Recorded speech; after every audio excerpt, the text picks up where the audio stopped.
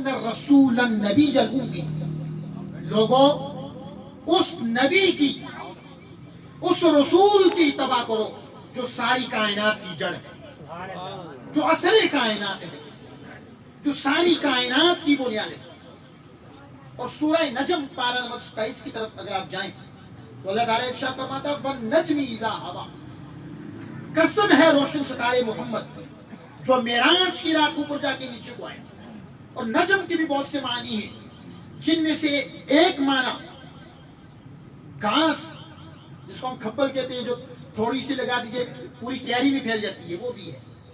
اور نجم کا ایک معنی بھی جڑ ہے اور پھوٹنے کی جگہ بھی ہے۔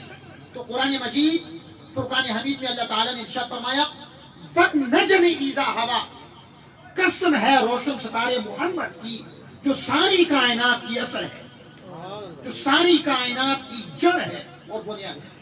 اب اس پر میں چند ایک احادیث پیش کروں گا۔ اس سے پہلے ایک سوال آپ کو متوجہ کرنے کے لیے عرض کر رہا ہوں۔ آپ زمین پر بیٹھے ہیں، یہ زمین کس سے بنی ہے؟ ہم دیکھتے ہیں اوپر آسمان ہے، ذہن میں سوال آیا آسمان کس سے بنا ہے؟ جنت ہے اور جنت اور دوزخ دونوں بن چکی ہیں، لیکن ذہن میں سوال آیا جنت کس چیز سے بنی ہے، اس کا اصل مادہ کیا ہے؟ اور ایسے ہی فرشتے ہیں، انہیں کس چیز سے بنایا گیا؟ سامعین محترم، ایک بار یہی سوال جابر بن عبداللہ نے حضور سے کیا۔ یہ حدیث 5 کتابوں میں موجود ہے، مواہب دنیا میں بھی موجود ہے، اور اس کی شرح مواہب دنیا اس میں بھی موجود ہے، اور تو اور نشر الدین پہ بھی یہ حدیث موجود ہے۔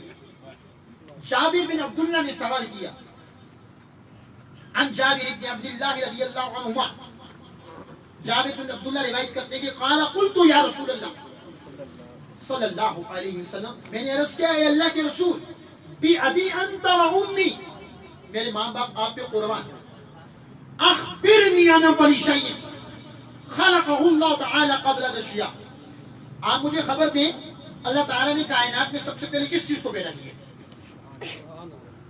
آپ بھی اس سوال کا جواب یاد کریں، ذہن میں بٹھا لیں۔ کوئی سوال کرے تو آپ کے جواب ہونا چاہیے کہ اللہ تعالیٰ نے کائنات میں سب سے پہلے کس چیز کو پیدا کیا؟ یہ حدیث 5 کتب میں موجود ہے۔ اور جابر بن عبداللہ نے بھی سوال کیا، حضور نے کیا جواب دیا؟ حضور نے فرمایا قال یا جابر، اے جابر، ان اللہ تعالی قد خلق قبل الاشیاء نور نبی من نورہ، اللہ تعالیٰ نے کائنات میں سب سے پہلے تیرے نبی کے نور کو سبحان اللہ اپنے نور کے فیض سے پیدا کیا۔ سبحان اللہ۔ تو حضور کے اس پر، چونکہ ہم مسلمان ہیں، ہم نے لا الہ الا اللہ محمد رسول اللہ پڑھا، جو حضور کہتے وہ ہمارے لیے حرف آخر ہے۔ تو حضور نے فرمایا کہ کائنات میں اللہ تعالیٰ نے سب سے پہلے نور مصطفیٰ کو، تیرے نبی کے نور کو اپنے نور کے فیض سے پیدا کیا، سب سے پہلے۔ اور حضور نے فرمایا جب اللہ نے تیرے نبی کے نور کو اپنی نور کے فیض سے پیدا کیا، پھر کیا ہوا؟ اب اس نور کو اللہ تعالیٰ نے کسی جگہ بٹھانا تھا، لیکن زمین تھی نہیں، کسی ایک جگہ جمع بھی کرنا تھا، لیکن آسمان بھی نہیں تھی، زمین بھی نہیں تھی، جنت بھی نہیں تھی، دوزخ بھی نہیں تھی، جیسا کہ حدیث بات میں آگے آ رہا ہے۔ تو نور مصطفیٰ کہاں ٹھہرا رہا؟ ٹھہرانا تھا اور اللہ نے ٹھہرایا۔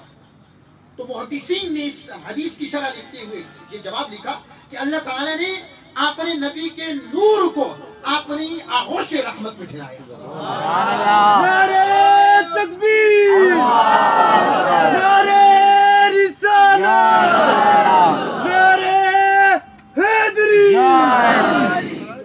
تو نور مصطفیٰ کہاں ٹھہرا؟ رب ذوالجلال کی آغوش رحمت میں ٹھہرا، اور نور مصطفیٰ نے سیر بھی کی اور حضور نے فرمایا کہ جابر جب اللہ نے تیرے نبی کے نور کو پیدا کیا، یہ وہ لفظ ہیں جو میرے حضور تاجدار کائنات کی زبان سے نکلے، وہ سنا رہا ہوں۔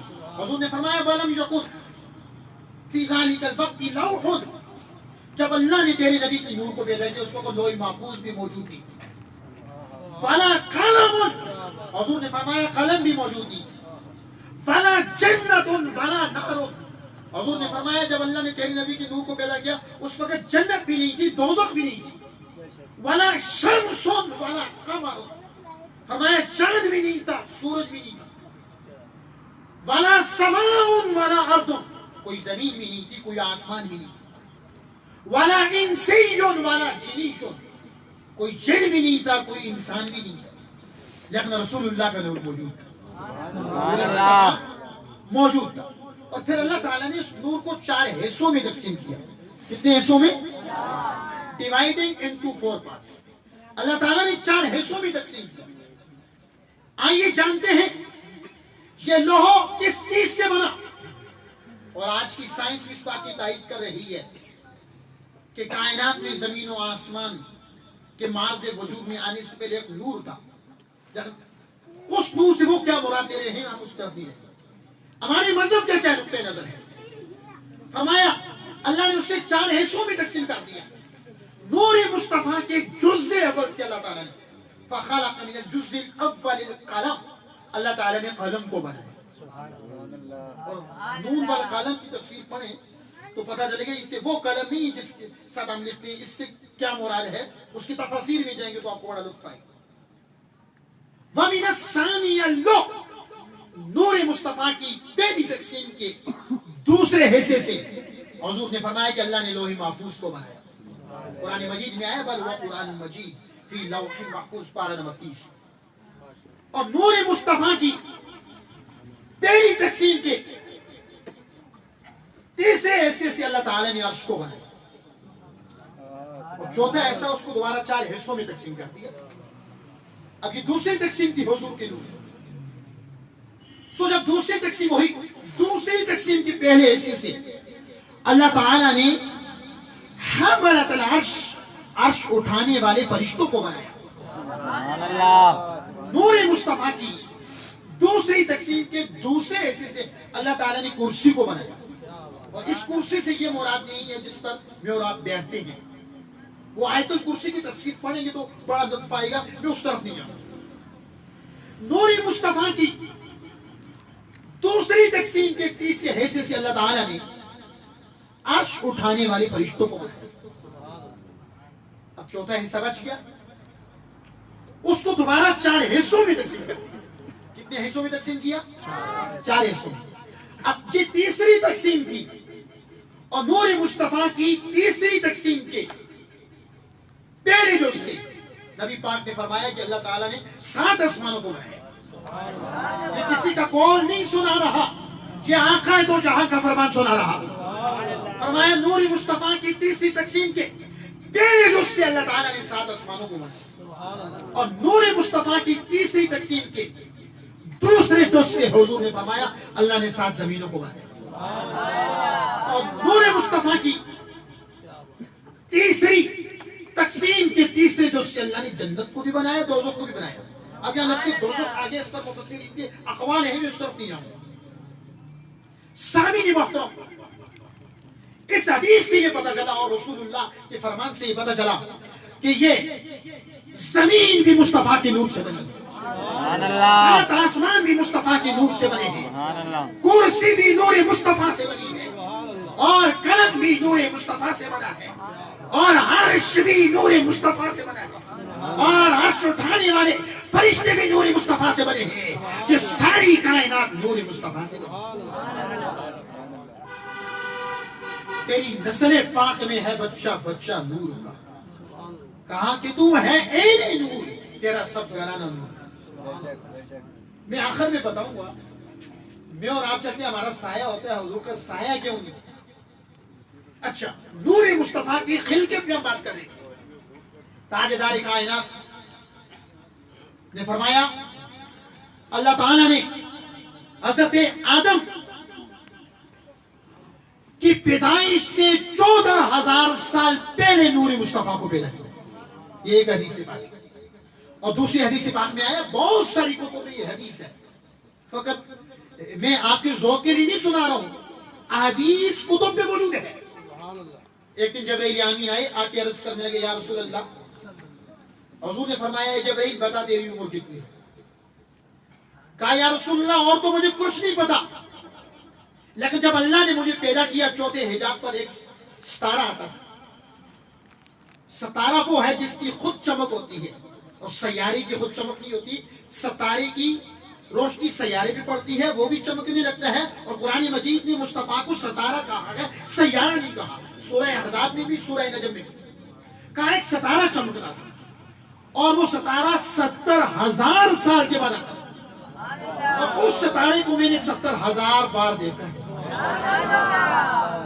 لیکن ایک بات سمجھنے والی ہے, اس وقت تو نظام شمسی موجود ہی نہیں تھا.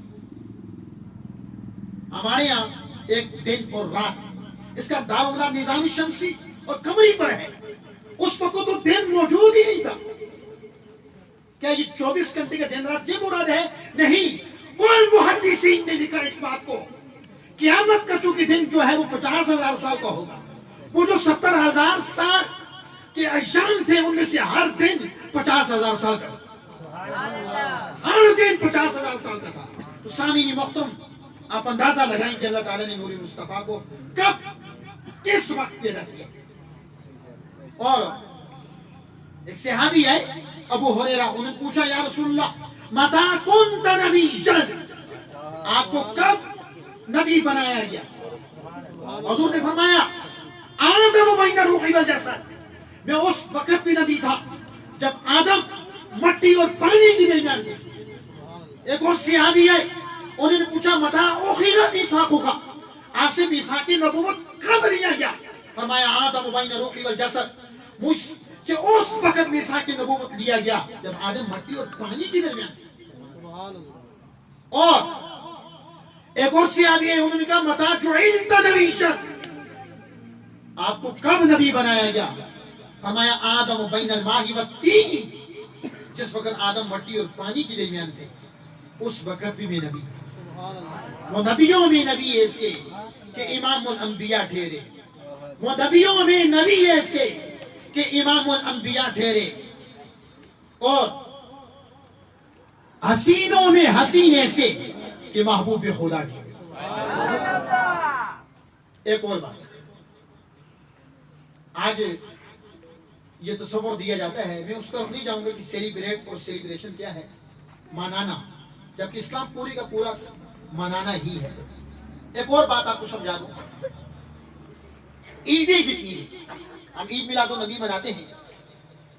ایک عید قربانی عید ہے, اور ایک عید عید الفطر ہے. عید الفطر 2 دن ہے, اگرچہ ہمارے یہاں لوگ کہتے ہیں 3 دن ہے, لیکن اس کی نماز شرعی عذر کی بنا پر پہلے دن نہ پڑھ سکتے تو آپ دوسرے دن پڑھ سکتے ہیں.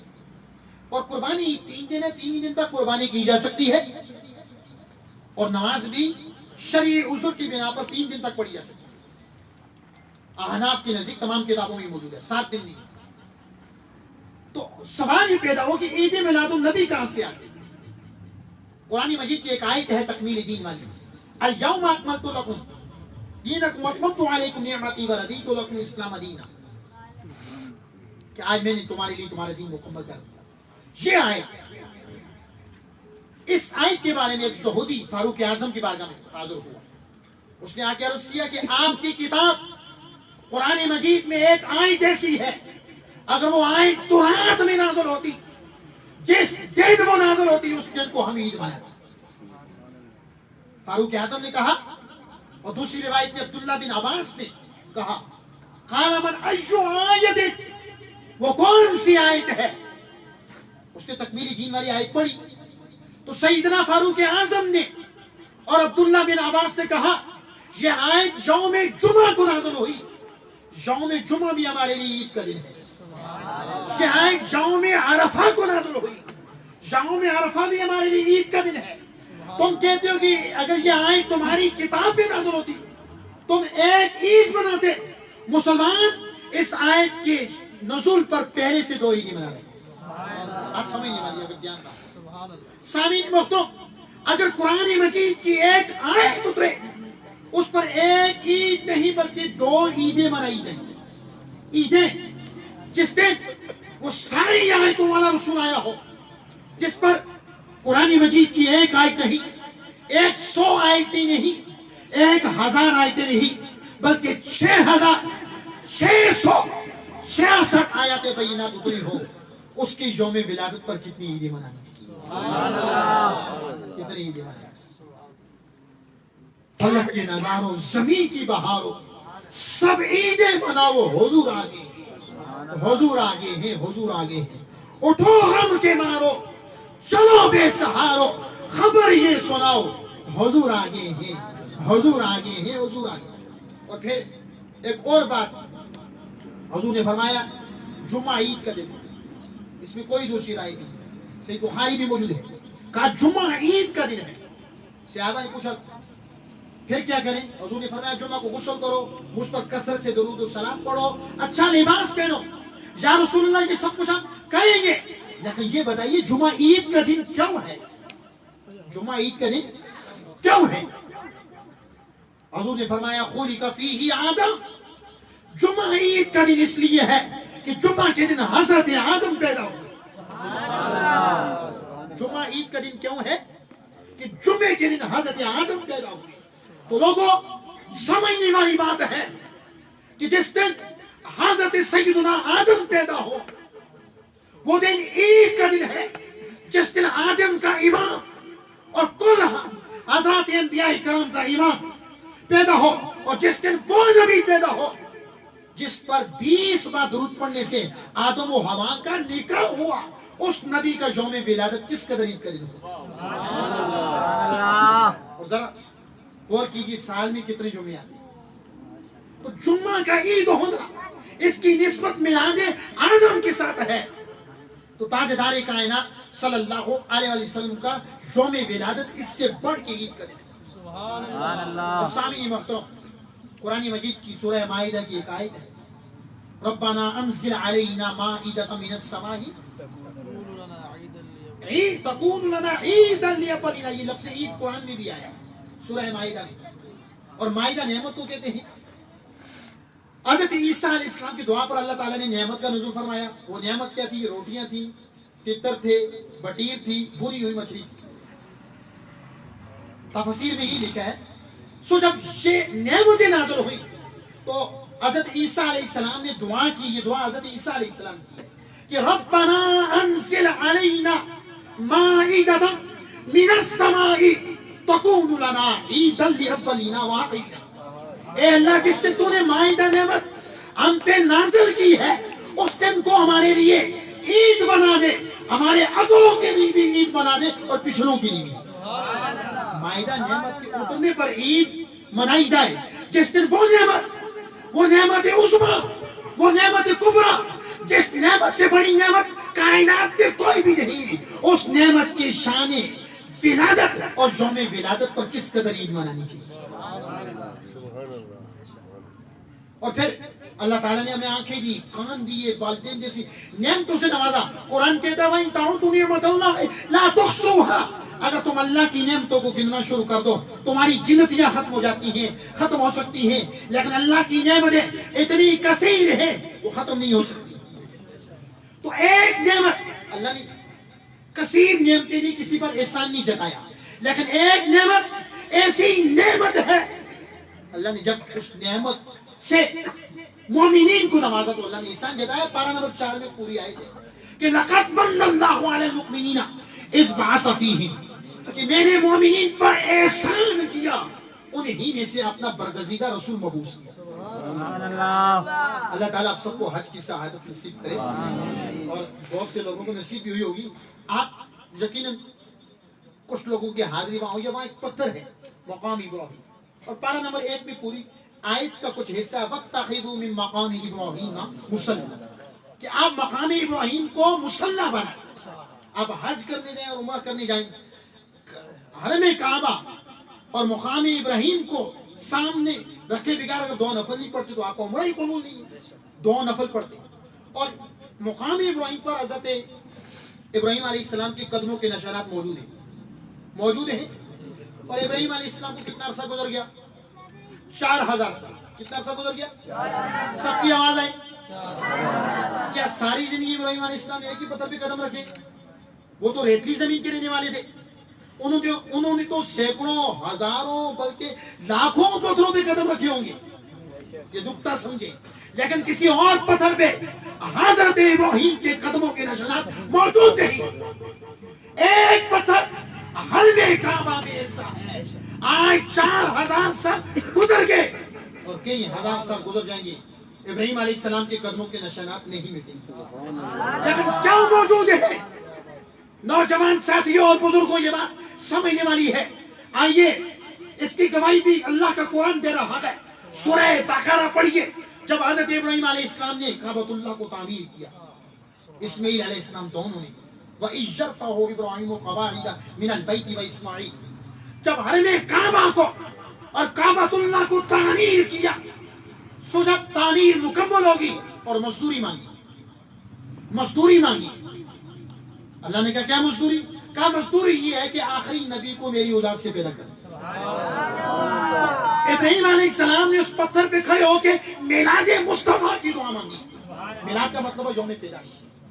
اس پتھر پہ کھڑے ہو کے حضرت ابراہیم نے مصطفیٰ کو مانگا. اللہ نے کہا ابراہیم تو ریتلی زمین کا رہنے والا ہے، تو نے سینکڑوں پتھروں پہ قدم رکھے ہوں گے، لیکن کسی اور پتھر پہ تیرے قدموں کے نشانات موجود نہیں رہیں گے. جس پتھر پہ کھڑے ہو کے تو نے مصطفیٰ کو مانگا تھا یہ ساری کائنات ختم ہو جائے، اس پتھر پہ تیرے قدموں کے نشانات ختم نہیں ہوں گے، چونکہ تو نے میلاد مصطفیٰ کی دعا مصطفیٰ کو مانگا تھا. سامعین محترم، حضور کی جب ولادت ہوئی، اللہ تعالیٰ نے اس تمام میرے عرب کو بیٹوں سے نوازا اور کیس و کسرا میں زلزلے ہوئے، مجوسیوں کی 1000 سال کی آگ جلائی ہوئی بجھ گئی. حضرت آمینہ کہتی ہے، میں بہت اختصار کے ساتھ بیان کر رہا ہوں، مجھ سے ایک نور نکلا، اس نور کی روشنی میں میں نے سرزمین مکہ سے شام کے محلات دیکھے اور حضور خطرہ کیے ہوئے تھے اور دنیا میں اور بچے آتے ہیں، وہ رو رہے ہوتے ہیں. جب حضور کی ولادت ہوئی حضور ہنس رہے آتے ہوئے ہنس رہے تھے اور بچے آئے ان کو نہلایا جاتا ہے. مصطفیٰ تھے پاکیزہ طاہر تھے، مصطفیٰ کو غسل کرانے کی ضرورت بھی نہیں تھی. اور بہت ساری کتابوں میں یہ روایت بھی آئی. حضرت آمینہ کہتی ہے کہ حضور نے بوقت ولادت سجدہ کیا اور سجدے میں این حالت سجدہ میں دعا مانگی، اے اللہ میری امت کی بخشش فرما دے. اور میں اہل علم کی اگائی کے لیے ایک بات عرض کروں اور باحوالہ عرض کروں. البدایہ والنہایہ 15 جلدوں پر کتاب ہے، عربی بھی میرے پاس موجود ہے، تاریخ کی کتاب. اس میں یہ روایت موجود ہے کہ شیطان 4 بار چیخی مار کے روئے. کتنی بار؟ 4 بار. ان ابلیس رن 4 رنات، بے شک شیطان 4 بار چیخی مار کے رویا. یہ روایت موجود ہے البدایہ والنہایہ اور تاریخ ابن کثیر میں. انه حین لعین، پہلی بار تب وہ چیخ مار کے رویا جب اس کو لاندی بنایا گیا. وحین احبط، دوسری بار تب وہ چیخ مار کے رویا جب اس کو جنت سے نکال دیا. تیسری بار وحین ولد رسول اللہ صلی اللہ علیہ وآلہ وسلم، تیسری بار تب وہ چیخیں مار کے رویا جب رسول اللہ کی ولادت. رسول اللہ کی ولادت پہ شیطان چیخیں مار کے رویا تھا. چوتھی بار کب رویا؟ وحین انزلت فاتحۃ الکتاب، جب سورہ فاتحہ ہوئی. نثار تیری چہل پہل پہ ہزاروں عید ربیع الاول، سوائے ابلیس کے جہاں میں سبھی تو خوشیاں منا رہے ہیں. ایک اور سوال ہے، اس کا جواب کیا؟ حضور نے اپنا میلاد منایا تھا. میلاد کا مطلب ہے یوم پیدائش. مولود کا لفظ بھی آیا اور جامع ترمذی میں پیدائش کے لیے میلاد کا لفظ آیا. جی ہاں، حضور نے منایا تھا. حضور ہر پیر کو روزہ رکھا کرتے تھے سموار کے دن. صحابہ نے پوچھا یا رسول اللہ آپ ہر پیر کو روزہ کیوں رکھتے ہیں؟ حضور نے فرمایا میں سموار پیر کے دن یوم الاثنین کو پیدا ہوا ہوں اور روزہ رکھ کے اپنا یوم ولادت مناتا ہوں. ایک اور روایت، یہ عقیدہ ہے اور یہ صحیح مسئلہ کہ کافر کوئی بھی عمل دنیا میں کرے اللہ تعالیٰ اس کو آخرت میں کچھ بھی نہیں دے گا، بالکل بھی انعامات سے نہیں نوازے گا. سامعین محترم، لیکن میلاد النبی صلی اللہ علیہ وآلہ وسلم ایک ایسا عمل ہے اگر کوئی کافر بھی منائے تو اللہ تعالیٰ اس کو معلوم نہیں کرتا. ابو لہب دشمن رسول تھا, کہتا رسول اللہ کا چاچا بھی تھا. قرآن مجید کی پوری سورت اس کی مذمت میں نازل ہے. اس نے جب حضور کی ولادت کی خوشخبری سنی 2 انگلیوں کی اشارے سے سویبا اپنی کنیز کو آزاد کر دیا. سو جب یہ مر گیا حضرت عباس کے خواب میں دیکھا, پوچھا ہے دشمن رسول تیرا کیا حال ہے؟ اس نے کہا سخت سے سخت عذاب میں مبتلا رہتا ہوں, مگر پیر کے دن ان 2 انگلیوں سے ایسا میٹھا ٹھنڈا پانی آتا ہے پورے ہفتے کے عذاب کو بھول جاتا ہے. عذاب بھی کمی ہے. کہا کیوں؟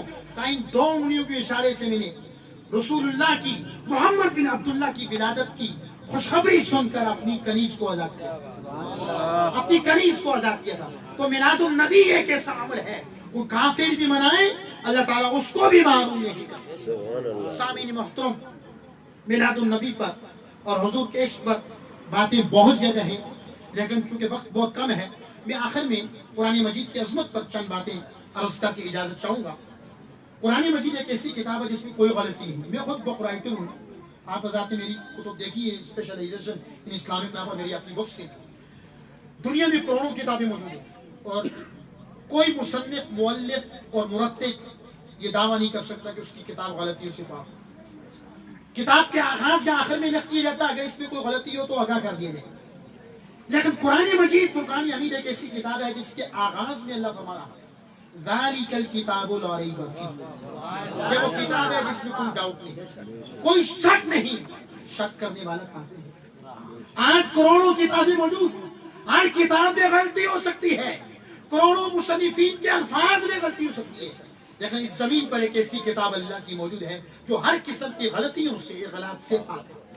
حضور نے اپنے آخری خطاب میں فرمایا یا ایھا الناس, اے لوگو, انی قد ترکت فیکم ما ان اخذتم بہ لن تضلوا, کتاب اللہ ہے وعترۃ اہل بیتی. میں دنیا سے جا رہا ہوں, تمہیں 2 تحفے دے کے جا رہا ہوں.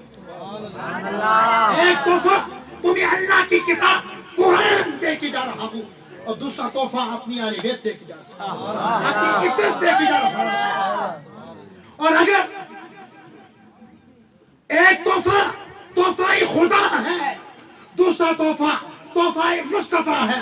فرمایا کتاب اللہ تحفہ خدا ہے, میری عترت, میری اولاد تحفہ مصطفیٰ ہے. نعرہ تکبیر, نعرہ رسالت, نعرہ تحقیق, تاجدار ختم نبوت, تاجدار ختم نبوت, من سب نبیًا. فرمایا ان دونوں سے جڑے رہے, لن تضلوا, یہ لفظ حضور کی زبان سے نکلے تم کبھی بھی برا نہیں ہو. افضل ہے کل جہاں میں گرانا حسین کا, نبیوں کا تاجدار ہے نانا حسین کا. ارے ایک پل کی تھی حکومت یزید کی, صدیہ حسین کی ہے زمانہ حسین کا. اور حضور نے فرمایا خیرکم من تعلم القرآن وعلمہ. عثمان بن عفان یہ روایت ہے, تم میں سے بہترین آدمی وہ جو خود قرآن سیکھے اور دوسروں کو سکھائے.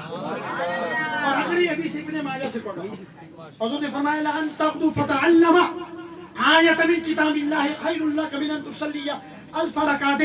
تمہارا اللہ کی کتاب سے ایک آیت سیکھنا 100 نفل پڑھنے سے بہتر, اور علم دین کا ایک باب سیکھنا 1000 نفل پڑھنے سے بہتر. یہ تاجدار کائنات کا فرمان ہے. آئے کوئی یونیورسٹی ٹاپ کرے, اس کو گولڈ میڈل دیا جاتا ہے, وزیر اعظم آتا ہے, گورنر آتا ہے, صدر آتا ہے, لیکن فقط اسٹوڈنٹ کو, طالب علم کو دیا جاتا ہے, یا طالبہ کو, والدین کو نہیں دیا جاتا. لیکن کل قیامت کے دن جب آدم سے لے کر عیسیٰ تک سارے نبی جمع ہوں گے, جماعت صحابہ بھی ہوگی, اولیاء بھی موجود ہوں گے, اہل بیت بھی موجود ہوں گے. حکم ہوگا قرآن پڑھنے والے کو بلائے, قرآن والے کو بلائے جائیں, اور آج اسے بھی ایک گولڈ میڈل دیا جا رہا ہے. ایک ایسا تاج پہنایا جائے گا نہ صرف قرآن والے کو بلکہ قرآن پڑھنے والے کے ماں باپ کو, جس کی روشنی سورج کی روشنی سے زیادہ ہو, جس کی روشنی سورج کی روشنی سے زیادہ ہو. مولا علی جن کا نام سنتے ہوئے حضور نے فرمایا مومنوں کے چہرے چہرے اٹھتے ہیں, منافقین کے چہروں کا رنگ اٹھ جاتا ہے. نعرہ حیدری.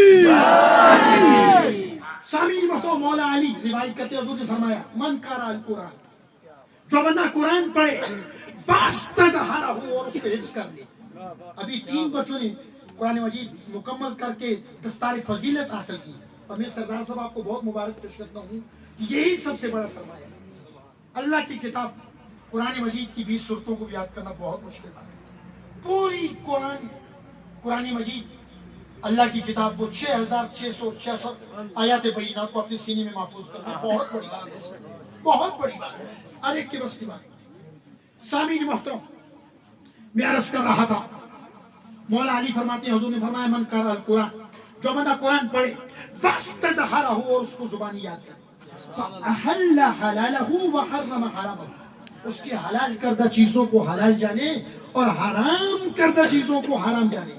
ادخلہ اللہ بہ الجنہ، اللہ اس کو جنت میں داخل کرے. سبحان اللہ. وشفعہ فی عشرۃ من اہل بیتہ، وہ اپنے خاندان کے 10 ایسے افراد کی شفاعت کرے گا کلہم وجبت لہ النار، جن پر دوزخ کی آگ واجب ہو چکی ہے. یہ تو حافظ قرآن کا مقام ہے. عالم قرآن 70 افراد کی شفاعت کرے گا. 70 افراد کی شفاعت کرے گا. سامعین محترم، تاجدار کائنات نے فرمایا جس نے قرآن کو امام بنا دیا، یعنی کہ اپنا رہبر اور رہنما بنا دیا، یہ قرآن اس کو جنت میں پہنچا دے گا. جس نے اسے پسے پوش ڈال دیا، یہ اس کو جنت پہ لے کے لے گا. آئے ضرورت اس چیز کے کہ ہم قرآن کے ساتھ جڑ جائیں، قرآن کو پڑھیں، قرآن سے وابستہ ہو جائیں اور حضور کی اولاد سے بھی وابستہ ہو جائیں. سامعین محترم، بات کو ختم کر رہا ہوں. تاجدار کائنات میں ایک سوال ہے. میں بھی ایمان والا ہوں، آپ بھی ایمان والے ہیں، فرشتے بھی صاحب ایمان ہیں، لیکن عجیب ایمان کس کا ہے؟ امام طبرانی نے معجم کبیر میں حدیث کو روایت. ایک دن حضور نے صحابہ سے پوچھا ایش الخلق اعجب الیکم ایمانا، میرے صحابہ عجیب ایمان کس کا ہے؟ صحابہ نے جواب دیا، یہ حدیث پاک اور میرے پاس اب بھی موجود ہے. قالوا والملائکۃ، یا رسول اللہ فرشتوں کا ایمان بڑا عجیب ہے. کس کا ایمان بڑا عجیب ہے؟ حضور نے فرمایا وما لهم لا یؤمنون وهم عند ربهم، ان کا ایمان کس طرح کی ہو سکتا ہے؟ وہ تو اللہ کی قربت میں رہتے ہیں. ہم فرشتے اللہ کو ایک نہ مانے، ایمان نہ لائیں، یہ کیسے ہو سکتا ہے؟ صحابہ نے کہا قالوا فالنبیون، یا رسول اللہ اگر فرشتوں کا ایمان عجیب نہیں تو نبیوں کا ایمان عجیب ہے. حضور نے فرمایا وما لهم لا یؤمنون، نبیوں کا ایمان کس طرح عجیب ہو سکتا ہے؟ وهم عند ربهم والوحی ینزل علیہم، ان پر تو اللہ کا کلام اترتا ہے، وحی کا نزول ہوتا ہے. جن پر قرآن اترے وہ ایمان نہ لائیں، یہ کیسے ہو سکتا ہے؟ صحابہ نے تیسرا جواب دیا فنحن یا رسول اللہ، یا رسول اللہ نبیوں اور فرشتوں کا ایمان عجیب نہیں، پھر ہم ہی وہ لوگ ہیں جن کا ایمان بڑا عجیب ہے. حضور نے فرمایا وما لکم لا تؤمنون، تمہارا ایمان کس طرح عجیب ہو سکتا ہے؟ وَأَنَا بَيْنَ أَظْهُرِكُمْ، میں تمہارے درمیان موجود ہوں، تمہاری آنکھوں کے سامنے میری انگلی کے اشارے سے چاند کے 2 ٹکڑے ڈوبا وہ سورج واپس آ گیا. تم نے جمال مصطفیٰ کو دیکھا اور کمال مصطفیٰ کو دیکھا اور سیرت مصطفیٰ کو اور صورت مصطفیٰ کو دیکھا، تم تو بازار مصطفیٰ میں بک چکے. صحابہ نے کہا رافع یدہ، حدیث میں آیا آنکھوں کو بلند کر دیا، ہاتھ چھوڑ دیے، یا رسول اللہ ہمارا علم جواب دے گیا. آپ بتائیں کن لوگوں کا ایمان عجیب ہے؟ حضور نے فرمایا ان لوگوں کا ایمان بڑا عجیب ہے جو میرے بعد آئیں گے، جنہوں نے مجھے دیکھا نہیں ہوگا، دنیا کی کئی کتابوں کو پائیں گے لیکن میری کتاب قرآن پہ ایمان نہیں، میری کتاب قرآن پہ ایمان نہیں ہے، ان کا ایمان بڑا عجیب. پھر حضور نے یہ حدیث میں کوٹ کر رہا ہوں، حضور نے فرمایا جس نے مجھے دیکھا اور ایمان لے آیا اس کو ایک بار مبارک ہو. کس کی بات مبارک ہو؟ تو بارانی وآمن، اور جس نے مجھے دیکھا نہیں، یہ جزوی فضیلت کلی نہیں، جس نے مجھے دیکھا نہیں اور بن دیکھے وہ ایمان لے آیا، حضور نے فرمایا اس کو 7 بار مبارک. 7 بار یہ لفظ پڑھ رہا ہوں، وَطُوبَ 7 مرات لمن لم یرنی وآمن، فرمایا جو دیکھ کر ایمان لے آئے انہیں ایک بار مبارک ہو، جو بن دیکھے ایمان لے آئے ان کو 7 بار مبارک ہو.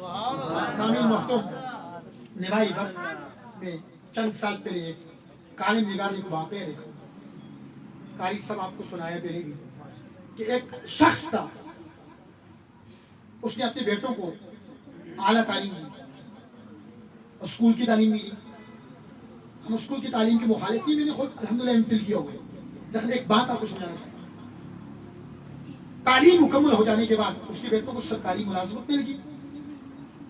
ان لوگوں نے کیا کیا, انہوں نے کہا کہ یہ علاقہ چھوڑتے ہیں جس علاقے میں پہلے وہ قیام پذیر تھی, کسی اچھی سوسائٹی میں جاتے ہیں.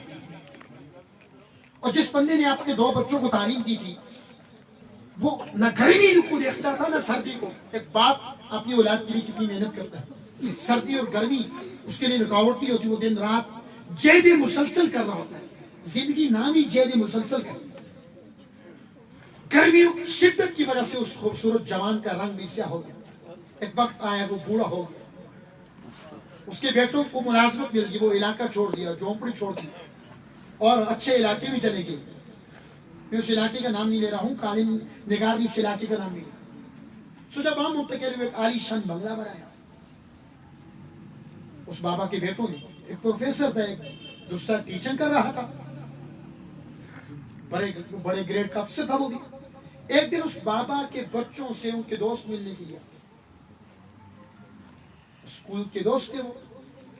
سو جب وہ آئے تو بابا نے کہا, گھر میں اب ایک ملازم بھی تھا, لیکن اس بابا نے کہا جس سے ساری زندگی اپنے بچوں کو تعلیم, اصلی تعلیم دینے کے لیے وقت کر دی تھی. اگرچہ اس سے کسی فقیر نے یہ کہا تھا دینی تعلیم دو, اس نے کہا تھا دین میں کیا رکھے. سامعین محترم, جب اس بابا کے گھر, اس کے بچوں کے گھر, اس کے بچوں کے دوست آئے ملاقات کے لیے, بابا نے کہا چونکہ میرے بچوں کے دوست ہیں تو میرے بھی بچے. اس نے کیا کیا کہ چائے اور بسکٹ وغیرہ کچن سے خود اٹھا کر لایا, ملازم کو منع کر دیا, شفقت فطری کی دے.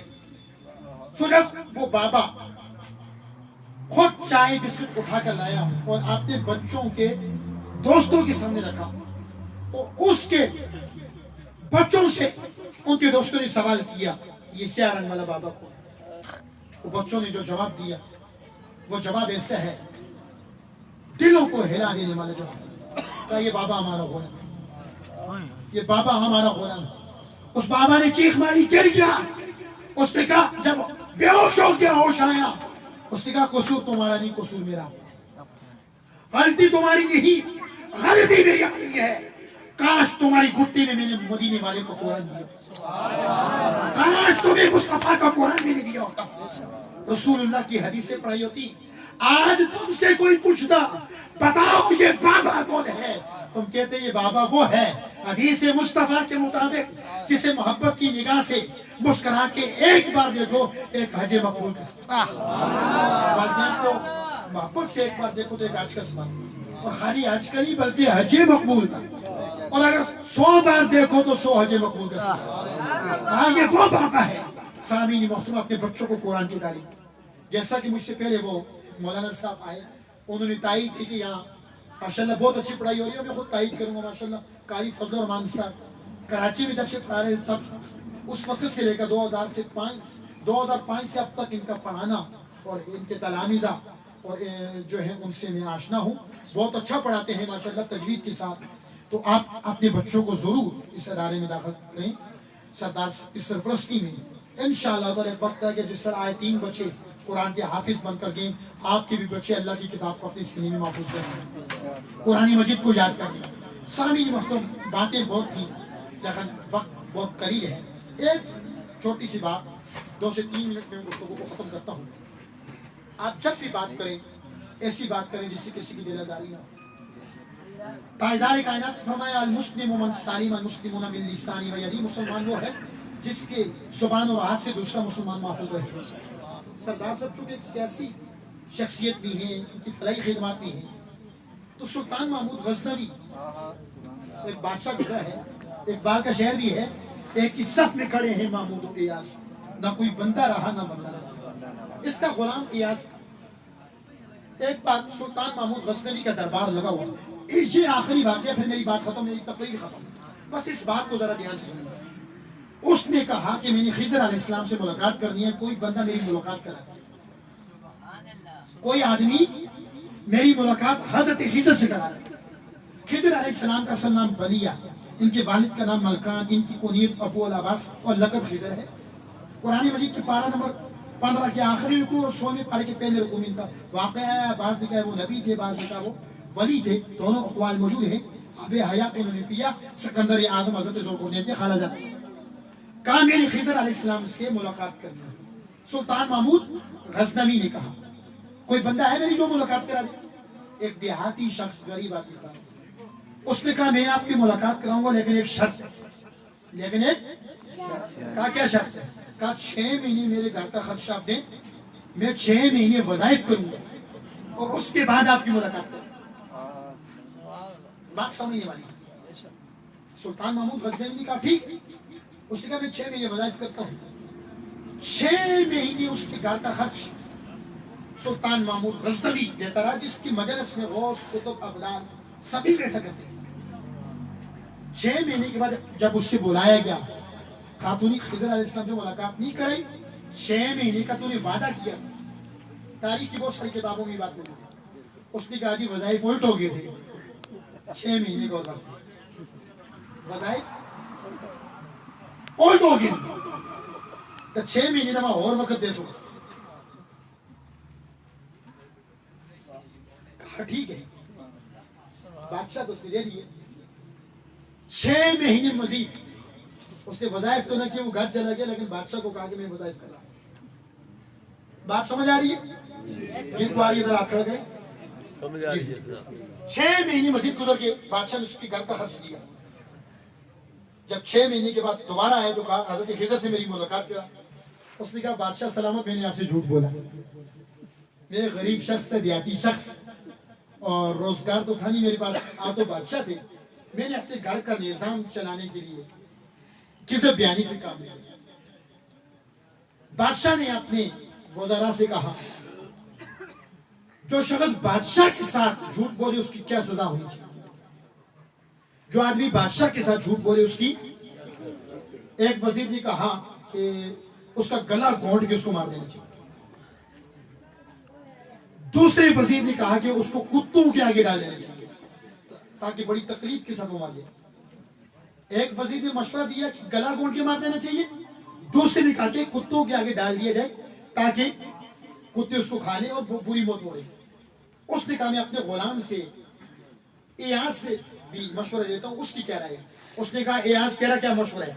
اس نے کہا آپ بادشاہ ہیں, آپ کے پاس کیا کمی ہے, آپ سے جھوٹ بول دیے تو کیا, چھوڑیں معاف کریں. آپ کے پیسوں سے ایک غریب کا گھر کا چولہا جلا تو آپ کی سلطنت میں کیا فرق پڑ گیا, چھوڑیں معاف کریں.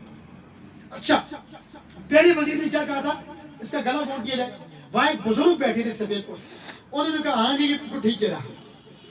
جب دوسرے وزیر نے کہا کہ اس کو کتے کے آگے ڈال دیا جائے تاکہ بری موت مرے, وہی نورانی چہرے والے بزرگ کہنے لگے ہاں یہ بات بھی بالکل ٹھیک ہے. اب جب ایاز نے کہا بادشاہ ہیں, آپ نے جو دے دیا اس کو تو آپ کی بادشاہیت میں کیا فرق پڑا, چھوڑیں معاف کریں. وہ بزرگ جو بیٹھے تھے نورانی چہرے والے خوبصورت بزرگ, انہوں نے کہا ہاں یہ بھی بالکل ٹھیک ہے. بادشاہ بڑا حیران رہا. محمود غزنوی اس نے کہا ساری باتیں آپ کی جگہ آ رہا سب کہہ رہا, پر میں بعد میں تبصرہ کروں گا, لیکن آپ کی مجھے سمجھ گیا. ایک نے کہا کہ گلا گھونٹ کے مار دیا جائے, آپ نے کہا بالکل ٹھیک ہے.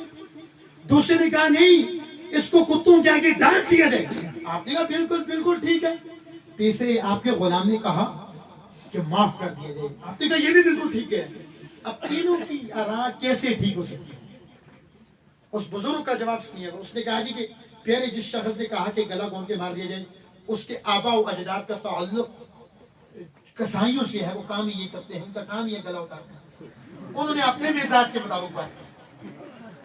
اور دوسرے نے جو یہ کہا کہ کتوں کے آگے ڈال دیا جائے, اس کا کام ہی یہ ہے بادشاہوں کے کتے نلانا اور کتوں سے شکار کرنا. اس نے اپنے ذوق و مزاج کے مطابق بات کی. تیسرے نے جو کہا ایاز نے کہ معاف کر دیا جائے, وہ سید ہے, وہ علی رسول ہے, علی و فاطمہ محمد رسول اللہ. تو اپنے دشمنوں کو بھی معاف کرتے تھے, اور جنگی دشمنوں کو بھی معاف کرتے تھے. ہاں وہ طائف کی وادی ہو, جب مکہ میں مصطفیٰ پہ ظلم ہو, مصطفیٰ نے سبھی کو معاف کیا تھا. اس نے اپنے آبا کی نسبت کو قائم رکھتے ہوئے یہ مشورہ دیا معاف کر دے. بادشاہ نے ایاز کو شکوہ کیا آپ سید تھے, میں نے آپ کو اپنا غلام بنا دیا, مجھے نہیں پتا تھا آپ سید ہیں, آپ عالم رسول ہیں, آپ نے آج تک بتایا کیوں نہیں.